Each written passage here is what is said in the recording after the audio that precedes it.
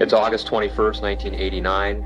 We're at 722 North Elm Drive. Entertainment executive Jose Menendez and his wife were slain in the family room of their Beverly Hills mansion. Police say the motive was apparently money, a $14 million inheritance to be shared by the brothers. 22-year-old Lyle and 19-year-old Eric Menendez were formally charged with murdering their wealthy parents for their millions. The brothers admitted the case, but said they acted out of fear. After sports practices, he would massage me. Me telling Lyle that, You telling Lyle what? Can you answer the question? Yes. Okay, it was you telling Lyle what? That my dad had been me. But prosecutors said the brothers killed out of hate and greed. But if you can't abide by the rules laid down by your father, then you can just get out of the house. You can hit the road. Which rule is it that Eric didn't want to follow? I'll tell you which one it was. Get on your knees.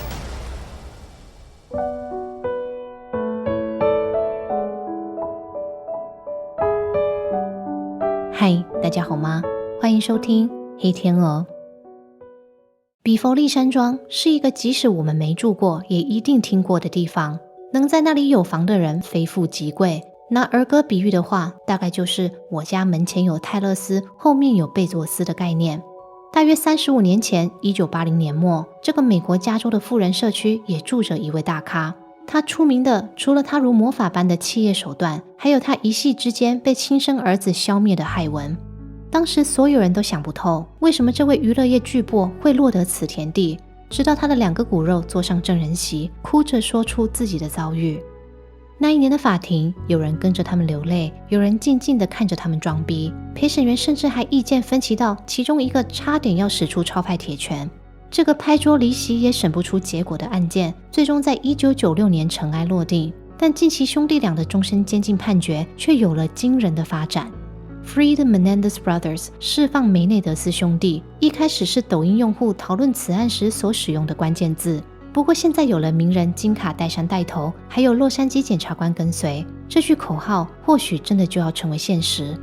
今天这集影片除了解说事件本身，兄弟俩极富争议的2场审判，我也会带大家走一遍。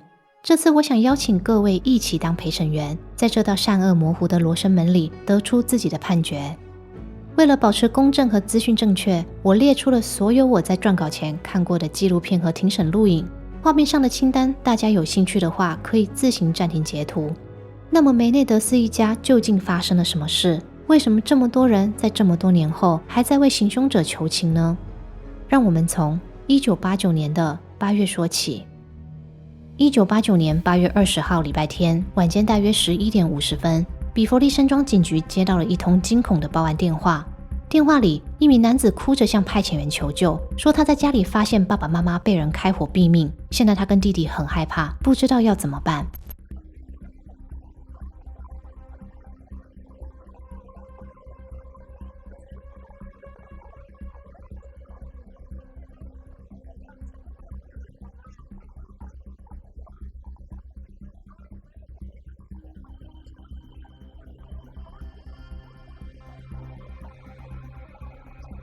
男子在话筒对面又哭又叫，派遣员则是一次又一次向他确认报案的内容。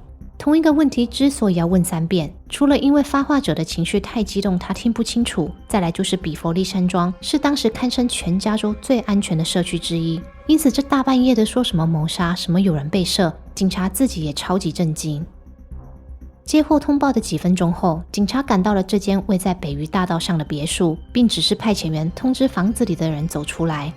片刻过后，2名目测大约20岁的青年蹒跚地步出大门，他们泪流满面，边哭边告诉警察说他们的爸爸妈妈没了。警员一听，立刻走进屋内查看。没过多久，他们就在房子1楼的起居室看见了骇人的一幕。房子的男主人45岁的 Jose Menendez 瘫坐在沙发上，他的头部向右肩低垂，一片深红沿着他的右脸在白色的衣服上画出一道瀑布。他的妻子47岁的 Kitty Menendez 则侧身倒在他的脚边，金发四散，面容模糊。由于2人面前的咖啡桌摆着吃剩的莓果和鲜奶油，起居室里的电视也还在运转，警方初步判断他们可能是在休息吃点心的时候遭人偷袭。在场负责搜证的警探试着要寻找凶器，不过凶器还没找着，倒是观察到一个相当奇怪的现象，那就是2名受害者明明都已经要被子弹打花，但房间里却看不到任何一颗弹壳。鉴于那个年代还没有扫地机器人，他们确信一定有人清理过犯案现场。在这边我们停一下，补充几个房子的细节。Menendez 夫妇这栋地中海风格的宅邸幅员广大，建筑合并土地总面积就超过半英亩。除了7房9卫的屋子本身，他们还有私人的水疗间、烧烤区、网球场、游泳池、酒窖，以及移动与主屋不相连的客用别墅。除了 Menendez 夫妇，他们的2个儿子也住在这里。他们一家4口共享这足足有4个篮球场大的空间，没什么特别的，就是奢华而已。不过豪宅有多大，警方搜证起来就有多困难。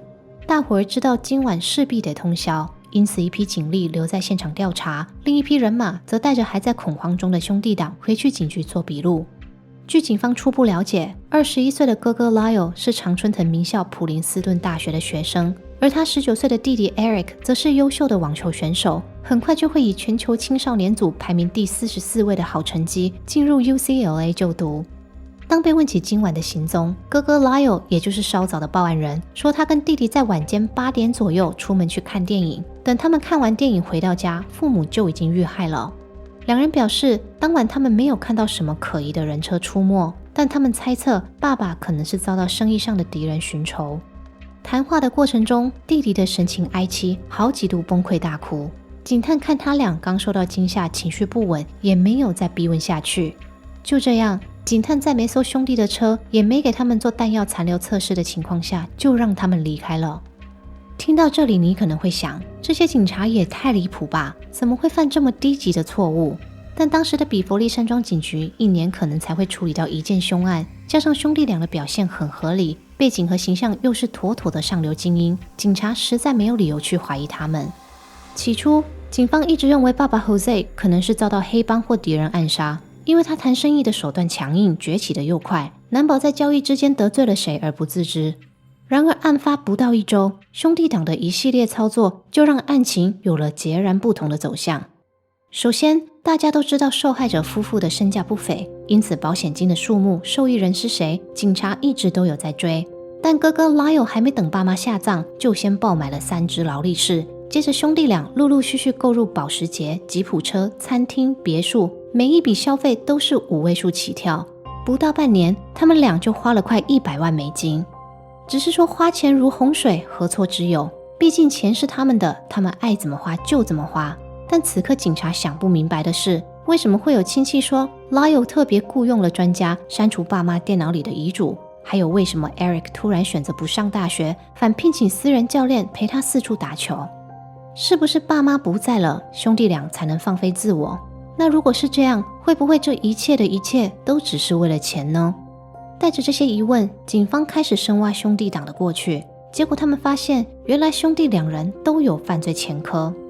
1988年，也就是案发前1年，当时 Menendez 一家还住在加州卡拉巴萨斯。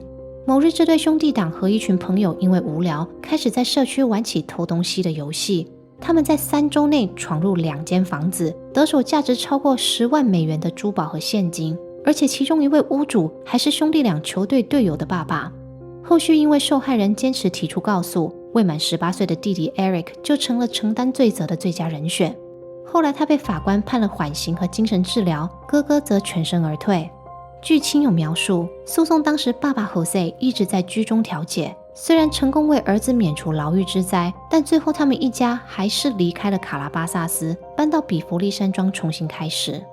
然而搬家并没有减缓儿子捅娄子的速度。同年春天，在普林斯顿读大一的哥哥 Lyle 因为抄袭面临被学校开除，当时爸爸也是立刻从加州飞过去救火，最后他说服校方改罚 Lyle 停学1年。这些黑料让兄弟党的精英形象瞬间败坏成爱惹事的富二代，但人设崩塌并不代表他们跟爸妈的身亡有关。由于找不到其他的证据，警方也只能将这个怀疑放在心底。没想到7个月后，会有人把兄弟党涉案的证据直接送进警局里。1990年3月5号，一名叫 Judalyn Smith 的女子走进比佛利山庄警局。她说她的前男友是兄弟党的心理医师，然后她在大约3个月前于诊疗室门外偷听到兄弟俩坦诚罪行，但她一直都不敢通报，怕自己会有生命危险。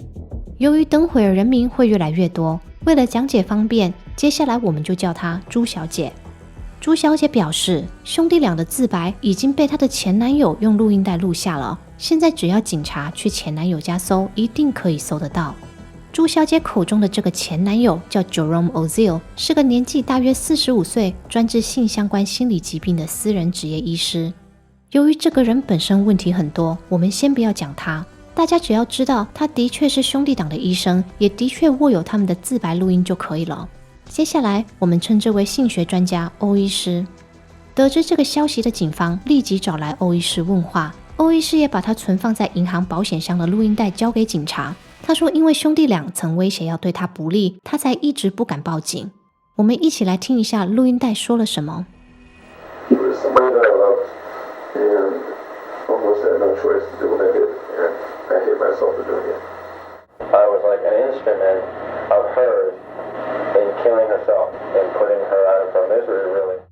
有了证人和自白，现在警方缺的就是凶器。而多亏有欧医师的证词，警方很快就在圣地亚哥的一间枪店找到兄弟俩购买武器的证明。画面上这张就是他们在店内填写的申请表，左边类别的栏位写着霰弹枪，数量2把，下面签名的地方则签着 Donovan 的字样。这个 Donovan 是哥哥 Lyle 的朋友，前些时候警方有约谈过他，因此当他们一看到那个签名就立刻认出来了。1990年3月8号，警方逮捕了哥哥 Lyle。此时此刻，弟弟 Eric 还在以色列参加比赛。原本大家还在担心他听到消息之后会逃跑，没想到3天后，他反而提前结束行程，主动飞回洛杉矶投案。兄弟俩一被捕，新闻就炸了。这个消息搭配半年前兄弟党的各种挥霍，让民众在选边站的时候完全没有悬念。大部分的人认为兄弟俩就是可悲的富二代，一定是为了继承家产不择手段。不过也有一些人觉得事有蹊跷，毕竟兄弟俩的爸爸才是家里的印钞机，如果他们真的想要钱，那他们更该等爸爸老死，继承更多遗产才对啊。就这样，众人你一言我一语，想辩论出事情的真相。可当前的检调单位还不知道庭审啥时才会举行，因为他们的关键证人和证物有瑕疵，说不定根本就端不上台面。这个证人是谁？你们肯定猜到了，就是我们稍早提到的性学达人欧医师和那位到警局报案的朱小姐。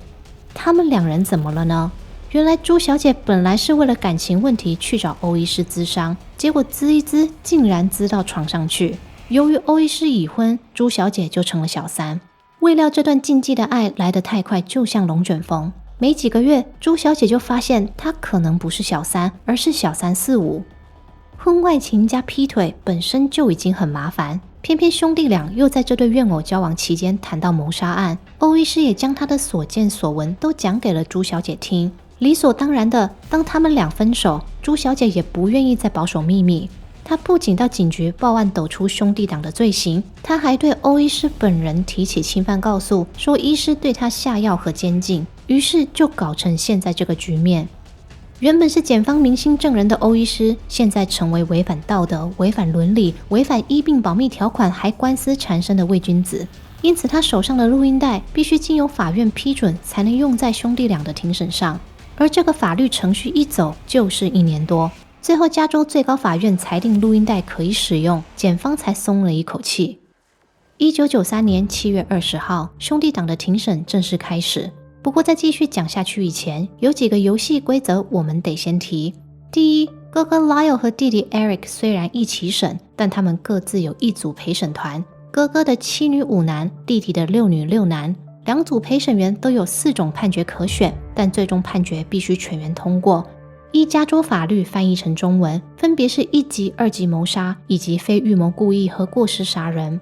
这场为期6个月的庭审 ，Court TV 有完整的录影，有兴趣的朋友可以到他们的网站收看。那么话不多说，我们先从控方说起。检察官的开场陈述总结成一句，就是兄弟党好废，娇生惯养不知感恩，想在父母的树荫下乘凉，又不想被东管西管，因此他们抄起霰弹枪将两老轰出生命。事后他们为了自保，又是演戏又是说谎，前脚还在丧礼哭，后脚就开着保时捷出去浪。简单来说，他们就是贪，宁可为钱为恨除掉自己的父母。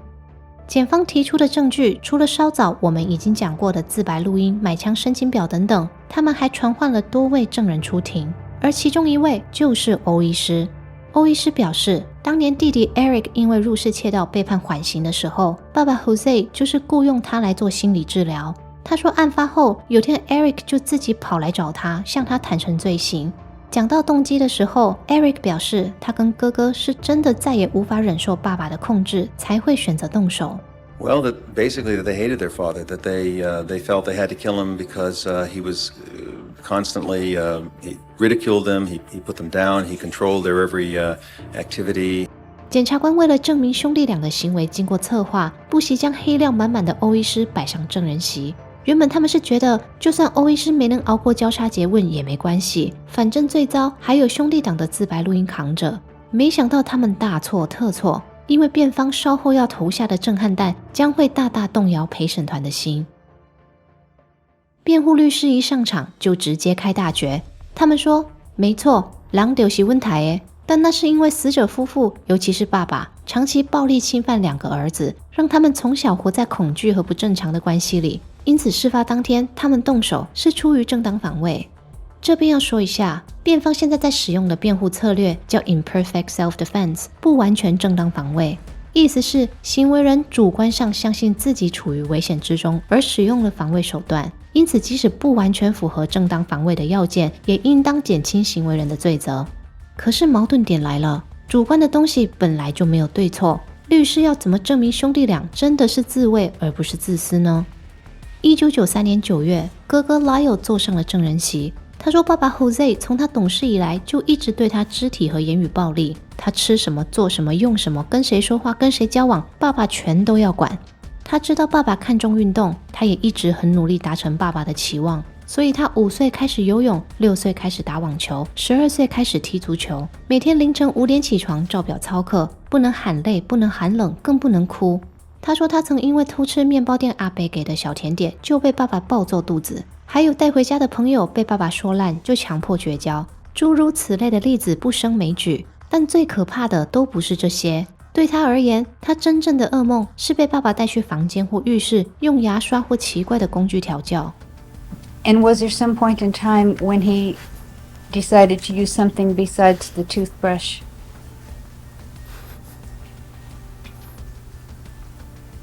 Yes. Did you cry? Yes. Did you bleed? Yes.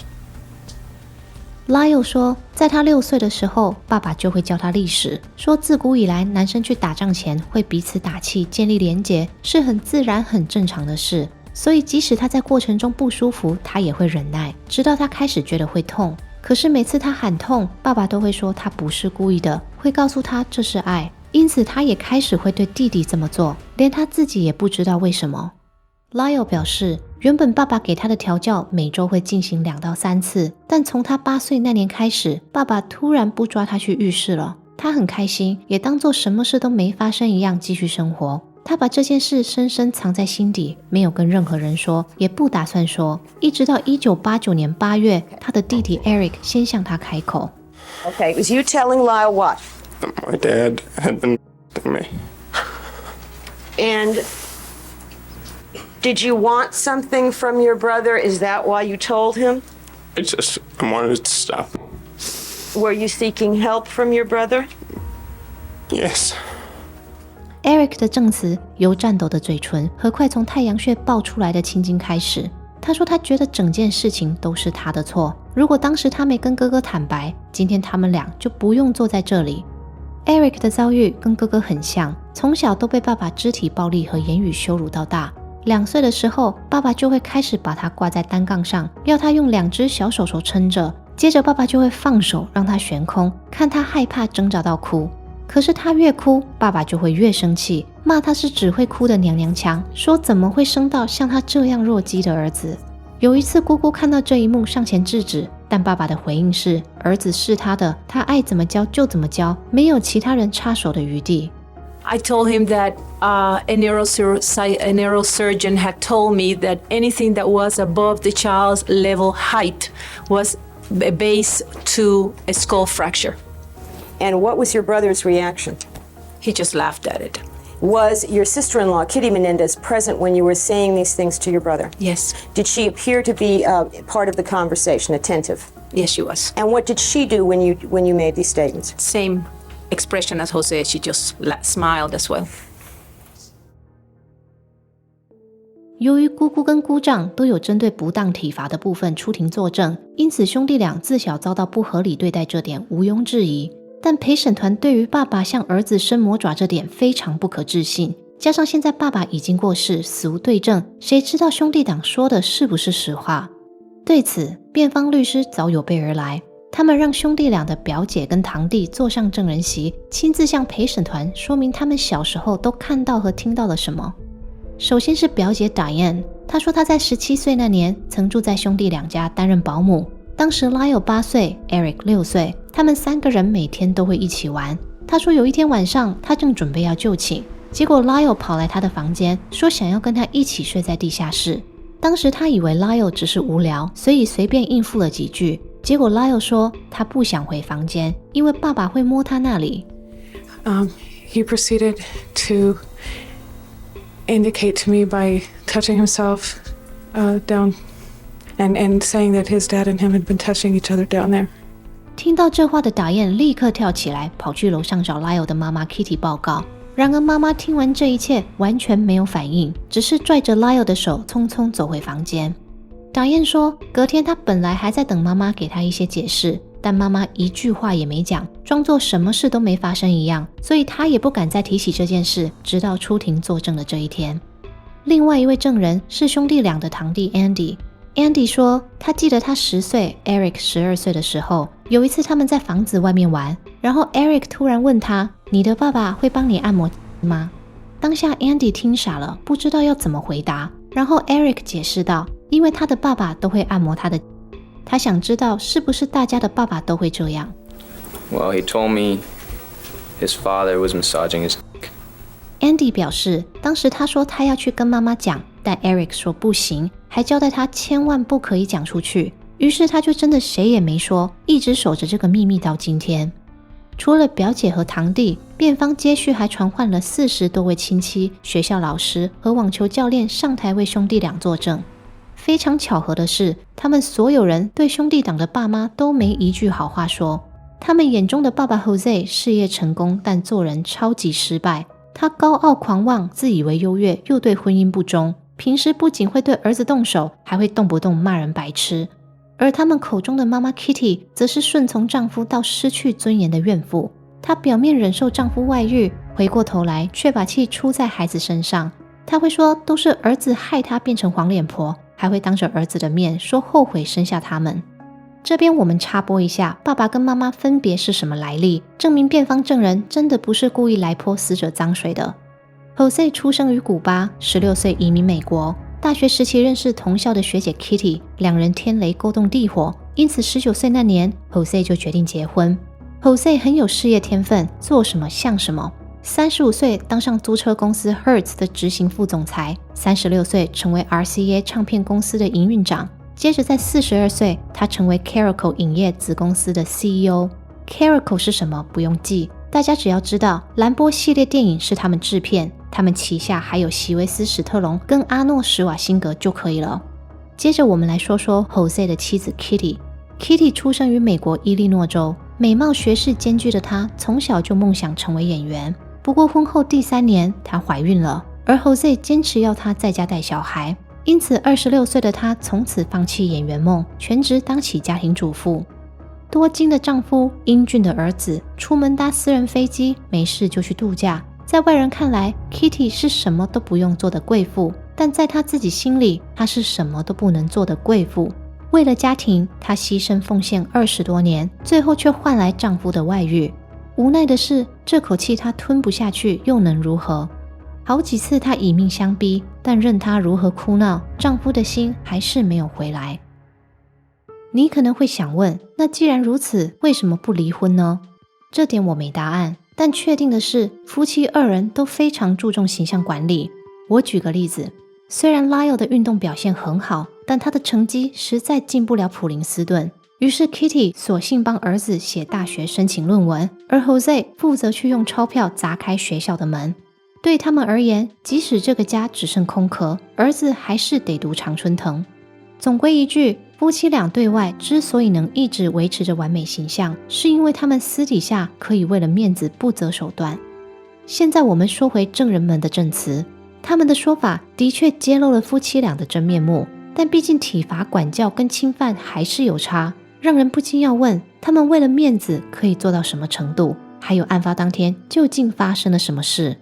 接下来我会用辩方的说法还原事发的过程和时间线，大家先听，等一下我会接着讲检方的版本给大家对照比较。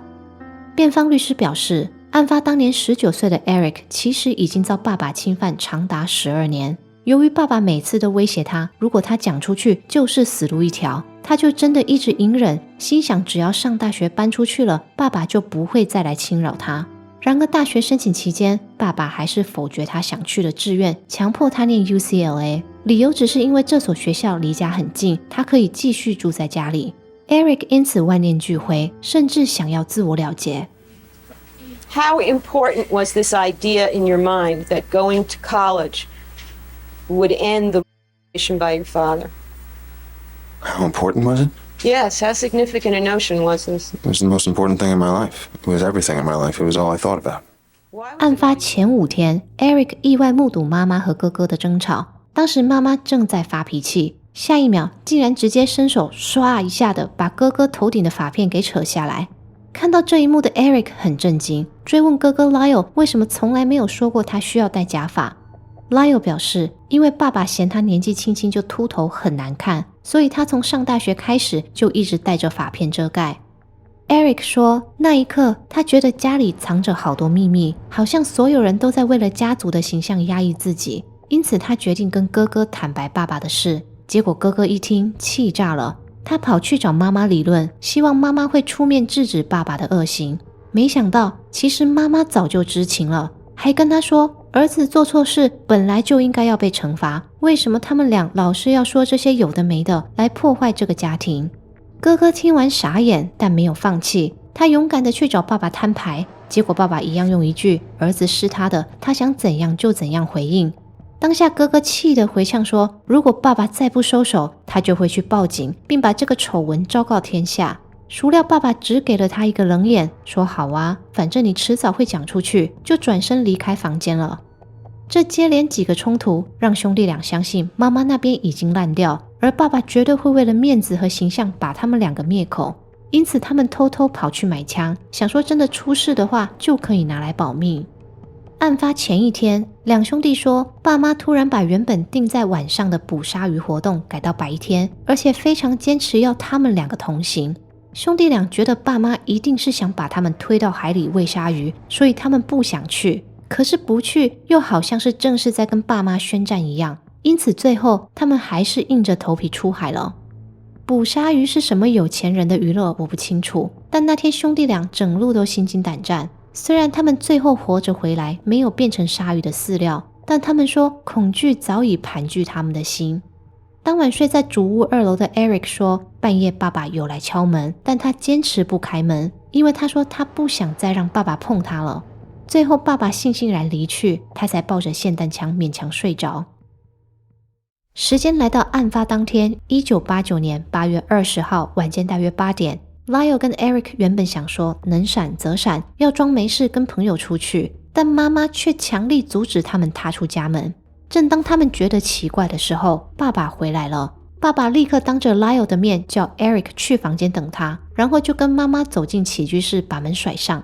兄弟俩说，那一刻他们觉得爸爸妈妈一定是在房间里讨论要怎么除掉他们，所以他们赶快跑回各自的房间拿武器，接着他们就一起冲进起居室，朝着爸爸妈妈开火。I ran around and shot my mom. Where did you shoot her? I just reached over and I shot her close. Lyle 说，中途他们发现子弹用完的时候，妈妈还在地上爬，因此他必须去车上填充弹药，再回来给妈妈最后一击。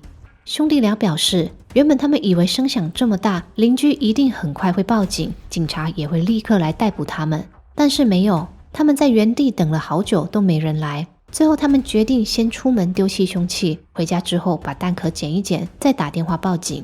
不过由于不想让爸爸侵犯他们的事情曝光，他们便决定要假装对一切都不知情，把嫌疑都转嫁给爸爸生意上的敌人。面对辩方的说法，检方以3个重点回应。第一，案发现场的基证和验尸报告与兄弟俩说的什么觉得自己有危险的说法相斥，因为爸爸的身上有5个弹孔，妈妈有9个，两人显然是被巨大的火力碾压，而且在爸爸头上的那一枪还是爸爸坐着的时候贴着后脑勺击发的。试问爸爸如果背对着儿子，他要怎么对儿子不利呢？第二，如果爸爸长期施暴这件事是真的，那兄弟俩不是应该冲着他去就好吗？为什么非要连妈妈一起除掉，甚至还在他一息尚存的时候给他补枪呢？第三，检察官认为男生的生理上并不具有被侵犯的配备，因此侵犯之说不仅不实，还不能成立。总的来说，检察官认为兄弟俩的眼泪是假的，说爸爸侵犯他们也是假的，还有什么自我防卫那些通通是假的。打从一开始，两兄弟就已经计划好要消灭双亲，因为唯有爸妈一起上天堂，遗产才会由他们继承。最棒的是，从此以后就再也没有人可以管他们了，就像他们在爸妈过世后撒出去的100万美金，他们可以想干嘛就干嘛，获得真正的自由。检方的3大反驳，除了第3点在我们看来观念不够进步以外，其他2点都说得有理有据，因此陪审团相当头痛，难以选出他们更相信哪一边。It was impossible for me to understand how any of the jurors could think or buy into the fear element that they were in fear of their lives. The helps explain how they might have reached the conclusion that their lives were in danger. 当记者在法庭外追问着检察官为什么审判结果需要花这么久的时候，陪审团已经在小房间讨论了将近1个月。然而即使陪审员讨论到拍桌，讨论到差点要大打出手，他们每一次投票出来的结果还是不一致。1994年1月11号，在陪审团确定僵局后，法官正式宣布兄弟党的审判无效。这意味着控辩双方必须择日再战，让新的一批陪审团决定兄弟党的命运。审判无效的消息不仅让参与庭审的人失望，就连在外吃瓜的群众也愤恨不平。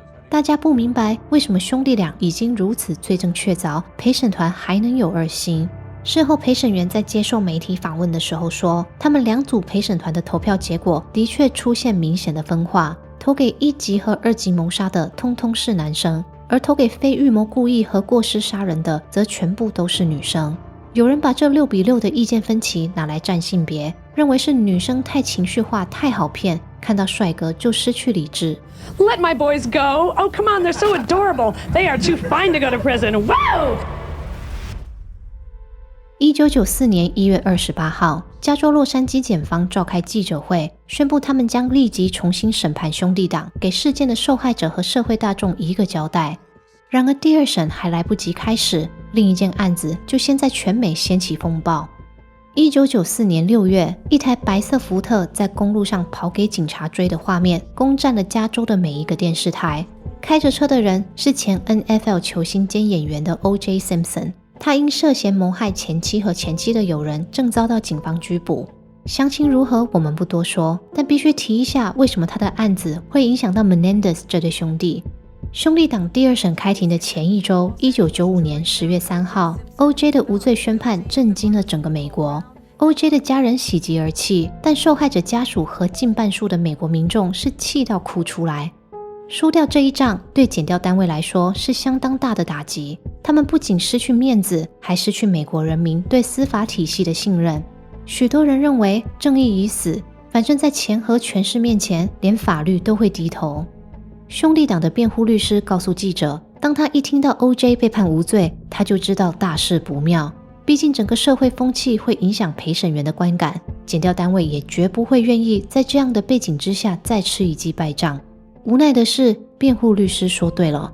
1995年10月11号，兄弟党的第二场庭审正式开始，但这次辩方律师整场都在地上爬，宛如断了翅膀的鸟。首先，新的检察官向法院申请减少侵犯相关的证人和证词，他们提出这类的借口会削弱法律责任的严肃性，并让陪审团产生受虐就能合理化犯罪行为的误解。法官批准了。因此上一场庭审有出庭作证的亲戚、教练、老师、心理专家等，这次没几个能够上台。再来，本次法官禁止摄影机参与审判，说媒体过度的关注可能会影响审判的公正，也会给证人和陪审员造成不必要的压力，因此民众无法得知审判的细节。我所能找到的画面也都剩下这些手绘的小图。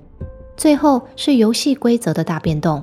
虽然本次审判依然是兄弟2人一起审，但陪审团只有1组，法官也只给他们2种判决选项，分别是1级谋杀有罪以及无罪。刑责较轻的那几个罪名这次通通都被拿掉了。想当然尔，没了兄弟俩的成长过程，没了表姐说兄弟俩的爸爸会摸他们，没了亲戚作证死者夫妇长期使用不当体罚以及言语暴力。这一次，检察官用打太多网球、给太少抱抱作为标语，成功把兄弟俩描绘成怨恨虎爸虎妈的不孝子，而陪审团也只花了4天就讨论出结果。1996年3月20号，他们判定 Lyle 跟 Eric Menendez 1级谋杀罪名成立。4个月后，法官判他俩无期徒刑，终身不得假释。以往检方胜利，最开心的就是受害者家属，但这一次亲友们没有一个笑得出来。他们自责自己没有在一开始观察到异状的时候就坚定的介入，也心疼2个孩子从小遭受非人的对待，如今又要在监牢里关一辈子。审判结束后，兄弟俩一起接受访问，这个时候他们已经在县监狱关了6年，正在等候分发。主持人抓准机会问了很多问题，例如当初为什么他们不一走了之，还有如果爸爸真的对他们施暴，案发后为什么他们不立刻说实话等等。兄弟俩的回答跟在庭审时一样，他们觉得爸爸的势力庞大，就算逃也只能逃得了一时。至于为什么不早早坦白，他们说他们对自己的遭遇感到丢脸，也觉得这种难以启齿的痛只有受过同样对待的人才会懂。完整的访谈 YouTube 上有兴趣的人可以找来看。我个人在听完整个访问后，最深刻的不是主持人对兄弟俩的拷问，而是当主持人问他们监狱的生活怎么样的时候，兄弟俩都回答他们其实觉得挺好的，因为过去他们住在家里的时候也是没有自由，现在反而压力比较小，他们也不用再害怕。最后他们说他们想求政府让他们继续在同一个监狱服刑，这是他们接受访问唯一的理由，也是最后的请求。 I felt I should be punished, and it didn't feel good, but there was a part of you that feels like that's right, it's better. 然而兄弟俩的愿望并没有实现，接下来的22年他们都被分开监禁，一直到2018年2人才终于重逢。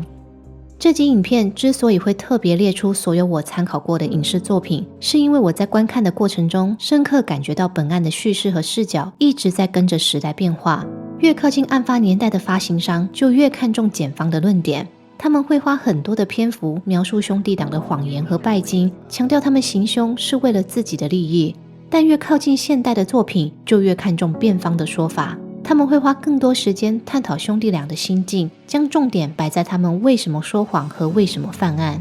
从2017年开始，有越来越多媒体以心理分析的角度去回顾这个案子，但真正让本案讨论度再起的关键是2019年开始迅速扩散的新冠病毒和自媒体。2020年，新冠疫情使得社交活动从实体转移到虚拟，人们使用网络观看及制作内容的时间也出现显著的增长。就是在这个时候，抖音上出现大量讨论本案的影片，有些人关注兄弟党的证词，也有些人关注兄弟党的颜值，不过他们都有一个共通点，就是希望兄弟党获得释放。随着社交媒体的讨论热潮不断升温，网友支持兄弟党的方式也从线上舆论发展成更具体的行动。2020年3月10号，有网友自主发起名为释放梅内德斯兄弟的联署，起初参与活动的人数只有几千，但今年2024年9月 Netflix 节目带来的曝光效应，让连署人次在2个月内就激增到10万。另一个让本案热度再次飙升的原因是名人的加持。原本就对监狱改善计划很有热忱的金卡戴珊，在今年9月21号，先是带着影集的演员前往监狱探视兄弟党，接着他又在10月于 IG 发文力挺，公开呼吁大众重新审视这对兄弟的案件。这篇贴文在短短1天内便收获了数百万的点赞和留言。许多人疑惑，怎么放眼望去，为兄弟党声援的都是女生？难道兄弟党也跟 Wade Wilson 一样，是因为颜值才能获得这么多支持？这点我认为不尽然。Lyle 跟 Eric 已经分别在2003年和1999年与他们的笔友结婚，这是公开的资讯，支持者也知道。因此严格说起来，兄弟党的支持者跟 Wade 的网婆帮不同，比起长相，他们更在乎兄弟党的权益，希望他们受到司法公正的对待。兄弟党从1990年被捕到现在，已经在狱中服刑34年。他们一直都是监狱里的模范生，尽心参与各种监狱的改善计划。Lyle 甚至取得了加州大学尔湾分校的社会学学士学位，在狱中完成了他想读完大学的愿望。以往犯人在狱中积极表现，10个有9个是在为假释的机会铺路，但 Lyle 跟 Eric 显然不是，因为2021年他们最后的上诉申请就已经遭到驳回。对他们来说，监狱是他们的惩罚，也是他们的家，无论他们喜不喜欢，不管他们觉得公不公平。然而兄弟党的律师和家人没有放弃，他们数十年来一直都在搜集新的证据，试图为兄弟俩翻案。就在今年2024年10月16号，律师协同20多位兄弟党的亲友于洛杉矶法院前举行记者会，他们向大众宣布，他们已经搜集到2项关键证据，能证明兄弟党遭到爸爸侵犯的证词属实。Once upon a time, there was a small group with a big name, Menudo. Jose Menendez was obsessed with the band Menudo. That's the man here. That'll give me.第一项是一份有着前男团成员亲笔签名的声明书。这名前男团成员叫 Roy Rosello， 别看他现在是个中年大叔哦，在1986年当时，他可是在波多黎各红透半边天的偶像。还记得兄弟党的爸爸 Jose 曾是 RCA 唱片公司的营运长吗？是的，他的公司在1983年重金签下 Roy 所属的男孩团体 Menudo， 将这个当时号称拉美披头士的组合正式引入美国市场。根据 Roy 在起诉书中的描述，他说他在加入男团的头1年，也就是1983年，他的经纪人曾带他去 Jose 家参加派对，当晚他就遭到 Jose 下药并侵犯。年仅14岁的 Roy 后续以成员身份活动了3年，最终他染上不良习惯，在身心俱疲的情况下退出男团并返回巴西居住。他沉寂了数十年，直到最近他才决定要出面说出他的经历。第二项证据是 Eric 在案发8个月前写给堂弟 Andy 的信，信中写道：我一直在躲我爸，但 Andy， 我跟你说过的事情现在还在发生。这封信是在2003年 Andy 过世后，家人在他的柜子里发现的，因此当初在审判时没有被作为证据使用。当天的记者会，兄弟党的阿姨和堂表亲都有上台发言，他们衷心希望司法单位能重视这些证据，重新斟酌兄弟俩的刑期。而他们的呼求，检察官听到了，正确来说是正在竞选连任的检察官听到了。记者会结束的后一周10月24号，加州洛杉矶地区检察官 George Gascon 宣布，他的办公室将建议法官重新对兄弟党进行量刑。这意味着，如果州长跟法官都同意将他俩的刑期改为50年至无期，那么已经服刑过半的 Lyle 跟 Eric 此时此刻就会获得申请假释的资格。然而不到2个礼拜 ，George 落选了，他的位置被前联邦检察官 Nathan Hochman 取代。而新上任的 Nathan 对兄弟俩的刑期是否应该更动一事持保留态度。他向 NBC 记者表示，他很可能会要求法院延后原定于2024年12月11号的听证会，以争取更多的时间深入研究所有的资料。